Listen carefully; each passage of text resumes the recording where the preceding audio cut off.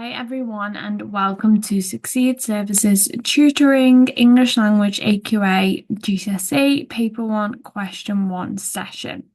Okay, if you do need any help with your revision, please contact us. We have really great tutors that will be able to assist you.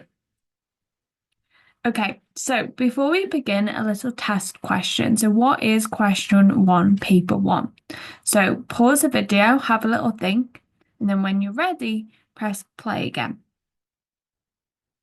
So question 1, paper 1, it's the first question of the whole paper and the first question of section A, which is your reading section. It's only worth 4 marks. So how long do you think you need to spend on question 1? 5 minutes, okay? This should be the shortest amount of time you spend on any question. You really do need to be quick, okay? It's a very easy question to pick up marks, so that's great, but the other questions are worth a lot more marks, so we need to really focus on them. You should have already read through the whole text before answering this question, so you should have spent 10 minutes on reading the text. So what is it asking me to do? So this question is all about identifying information, which is our assessment objective number 1, okay? So the examiners are looking to see whether you can identify explicit and implicit information and ideas. So what is the difference between implicit and explicit? So explicit is where the answer is pretty obvious. So if I said Timothy is 7 years old, and in a question I ask you how old is Timothy, the information is pretty much there for you to just pick up. Implicit is kind of reading between the lines, so what the hidden meanings are of a text. So a little bit more difficult. But that's why reading the text carefully and in detail will help you with this. So what do you need to remember? So the question asks you to look at specific lines. Do not quote outside of these lines because you won't get any marks. It's asking you for 4 pieces of information regarding a specific person or thing. So in this case, we have hyenas. Use the lines provided for you in your answer paper to guide you for how long your answer should be. Usually it's about a line per piece of information. Don't spend too long, it's only worth 4 marks, and make sure your answers answer the question. Don't just generally provide information, it has to be answering the question, okay? So here, they're looking for information about hyenas specifically.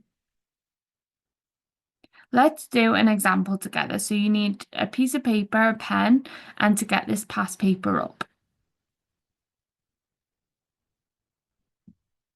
So what you're going to highlight in the exam on the question paper is lines 1 to 6 and hyenas.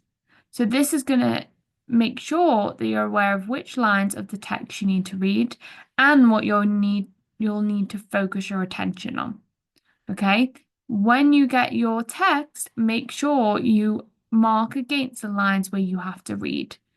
I know it seems like a simple thing to do, but in the exam and when there's time pressures, it can be really easy to forget that there's specific lines you need to follow. So you have 5 minutes now to write down your answers. Okay, so here is our answers. So remember to only draw from lines 1 to 6. It has to be about hyenas. Now you can paraphrase, but I suggest that you quote to avoid any misinterpretation by the examiners of what you've written. You cannot copy the whole section of the text, okay? You won't get any marks. It is about identifying information, not copying it. Here's some examples of what would have got you a mark. Okay, so for example, hyenas cause worry, hyenas attack water buffaloes. There's also examples of rejected answers. Now remember, if you would have quoted from outside lines 1 to 6, you wouldn't have got any marks. And if you would have just copied the whole section, you wouldn't have got any marks either. So, any questions? Let me recap quickly. You want to spend 5 minutes on this question, okay? No more. You need to have 4 specific separate pieces of information. So let's say, for example, the question was about a castle. You can't say it's an old castle twice, okay? It has to be separate pieces of information. You can paraphrase, but I suggest that you quote. And you need to make sure that you are only quoting within those lines provided. Any questions, comment below.